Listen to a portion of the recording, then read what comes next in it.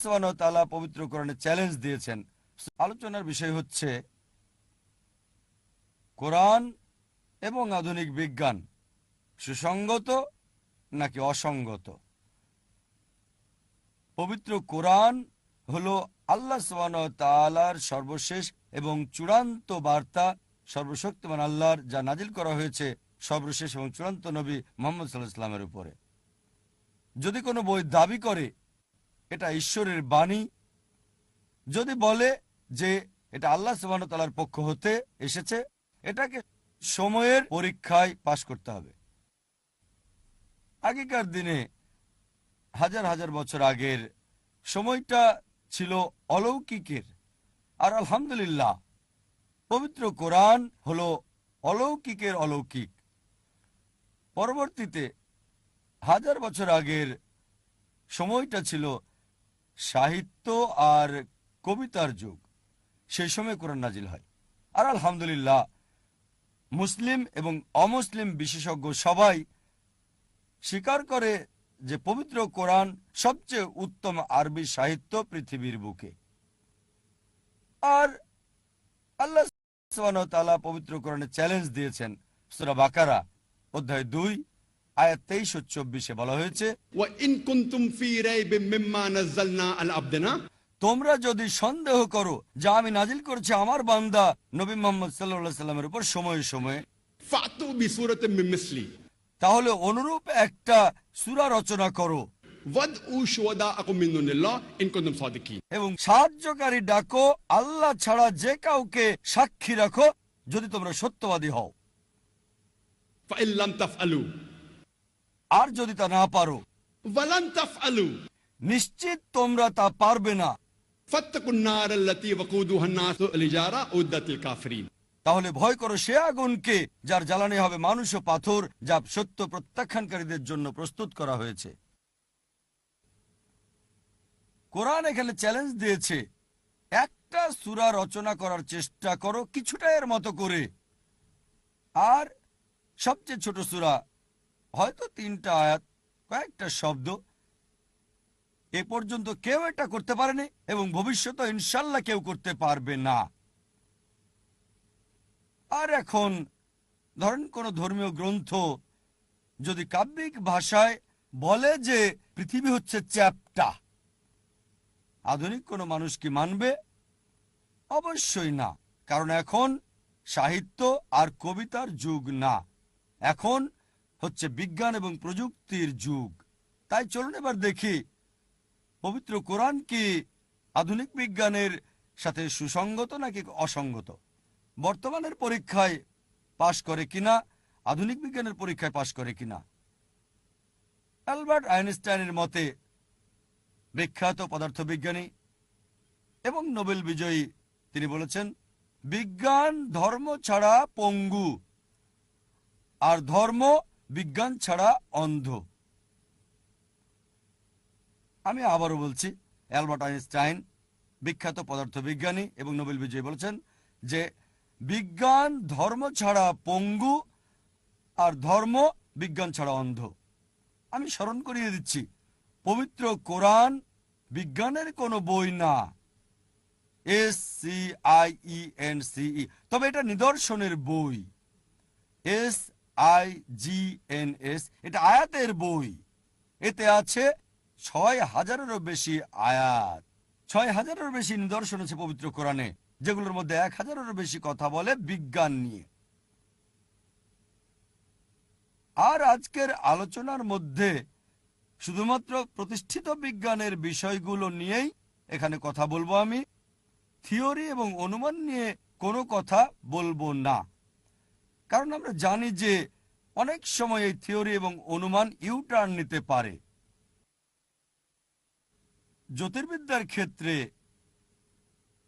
1973 সালে নোবেল পুরস্কার পাওয়া দুজন বিজ্ঞানী, এই দুজন বিজ্ঞানী মহাবিশ্বের সৃষ্টির ব্যাপারে বর্ণনা দেন আর এটার নাম দেন বিগ ব্যাং। তারা বলেন শুরুতে এই পৃথিবী ছিল প্রাথমিক নেবুলা, তারপর বিগ ব্যাং হলো, দ্বিতীয় বিচ্যুতির মাধ্যমে সৃষ্টি হলো গ্যালাক্সি, তারা, নক্ষত্র, সূর্য, চাঁদ এবং এই পৃথিবী। এটাকে নাম দিলেন বিগ ব্যাং। পবিত্র কোরআন 1400 বছর আগে এক বাক্যে তা বলে দিয়েছে। সূরা আম্বিয়া অধ্যায় 21 আয়াত 30। বক্তব্যের শুরুতে আয়াতটা আমি বলেছি, বলা হয়েছে, अवलम यरल लजीना कफरू অবিশ্বাসীরা কি দেখে না अन्न समावाति वल अर्दा कानत रतका फतकनहुमा যে আকাশমণ্ডলী এবং পৃথিবী একত্রে ছিল, অতঃপর উভয়কে পৃথক করলাম। কোরআনের এই আয়াত বিগ ব্যাং সম্পর্কে বলছে এক বাক্যে 1400 বছর আগে, যা বিজ্ঞান সম্প্রতি আবিষ্কার করেছে, হয়তো 30 বছর আগে, 35 বছর আগে। পবিত্র কোরআন বলছে, সূরা ফুসিলাত অধ্যায় 41 আয়াত 11, অতঃপর তিনি আকাশের দিকে মনোনিবেশ করলেন যা ছিল ধূম্রের ন্যায়, এবং তিনি পৃথিবীকে বললেন, উভয়ই আসো ইচ্ছায় অথবা অনিচ্ছায়। তারা বলল, আমরা এলাম অনুগত হয়ে। আল্লাহ সুবহানাহু ওয়া তাআলা বলছেন, তিনি আকাশকে আসতে বলছেন যা ছিল ধূম্রের ন্যায়, ইচ্ছায় অথবা অনিচ্ছায় পৃথিবীর সাথে। তারা বলল যে আমরা এলাম অনুগত হয়ে। এখন বিজ্ঞানীরা আমাদের বলে যে প্রথম দিকে আকাশ সম্পর্কীয় বিষয় ছিল বায়বীয় অবস্থায়। এই আয়াতের আরবি শব্দ সূরা ফুসিলাত অধ্যায় 41 আয়াত 11 হচ্ছে দুখান। দুখান কেবল গ্যাসকেই বোঝায় না, এটা দ্বারা ধোঁয়াও বোঝায়। আর এখন বিজ্ঞানীরা বলে যে ধোঁয়া হলো বেশি কাছাকাছি গ্যাসের চেয়ে, কারণ সেই সময় খুব গরম ছিল। চিন্তা করেন, কোরআন 1400 বছর আগে বলেছে, যা সম্প্রতি জানলাম আমরা, যে প্রাথমিক অবস্থায় আকাশ সম্পর্কিত পদার্থগুলো ধোঁয়ার মতো ছিল। আগে মানুষ ভাবত যে পৃথিবীর আকৃতি হচ্ছে চ্যাপ্টা।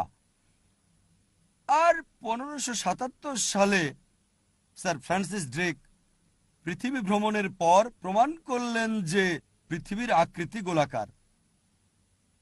কোরআন বলছে, সূরা লোকমান অধ্যায় নম্বর 31 আয়াত নম্বর 29, আল্লাহ সুবহানাহু ওয়া তাআলা রাতকে পরিণত করেন দিনে এবং দিনকে পরিণত করেন রাতে। अलम तरा अन्नल्लाह युलिजुल लैला फिन नहारी व युलिजुन नहारा फिल लैली।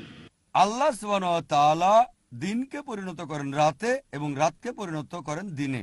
রূপান্তর হচ্ছে ধারাবাহিক এবং ধীর প্রক্রিয়া। রাত ধীরে ধীরে দিনে পরিণত হয় আর দিন ধীরে ধীরে রাতে পরিণত হয়। যদি পৃথিবী চ্যাপ্টা হতো তাহলে হঠাৎ পরিবর্তন হতো। এভাবে ধীরে ধীরে রাত দিনে পরিণত হতো না এবং দিন রাতে পরিণত হতো না। আল্লাহ একই কথা বলেছেন সূরা জুমার অধ্যায় নম্বর 39 আয়াত নম্বর 5। আল্লাহ সুবহানাহু ওয়া তাআলা রাত দিয়ে দিনকে আচ্ছাদিত করেন এবং দিন দিয়ে রাতকে আচ্ছাদিত করেন।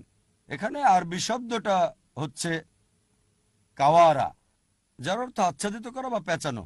তাই কোরআন বলছে আল্লাহ সুবহানাহু ওয়া তাআলা আচ্ছাদিত করেন বা আবরণ দেন রাত্রি দ্বারা দিনের উপর এবং দিন দ্বারা রাত্রিকে আচ্ছাদিত করেন। পেঁচানো, কাওয়ারা শব্দটা ব্যবহৃত হয় মাথায় পাগড়ি পেঁচানোকে বোঝাতে। তাই এই রাত্রি দ্বারা দিনকে আচ্ছাদন বা পেঁচানো এবং দিন দ্বারা রাত্রিকে কেবল পৃথিবী গোলাকার হলেই সম্ভব, চ্যাপ্টা হলে সেটা সম্ভব না। আল্লাহ আরো বলেন সূরা নাজিয়াত অধ্যায় নম্বর 79 আয়াত নম্বর 30, আমি পৃথিবীকে করেছি সমতল আর পৃথিবী সৃষ্টি করেছি ডিম্বাকৃতি করে।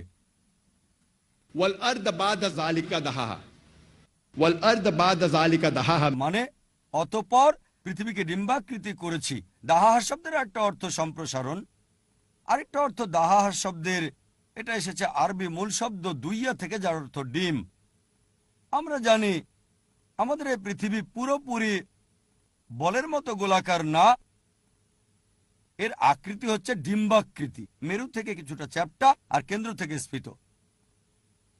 আর আরবি শব্দ দুইয়া মানে স্বাভাবিক ডিম না, এটা নির্দিষ্ট করে উট পাখির ডিমকে বোঝানো হয়েছে।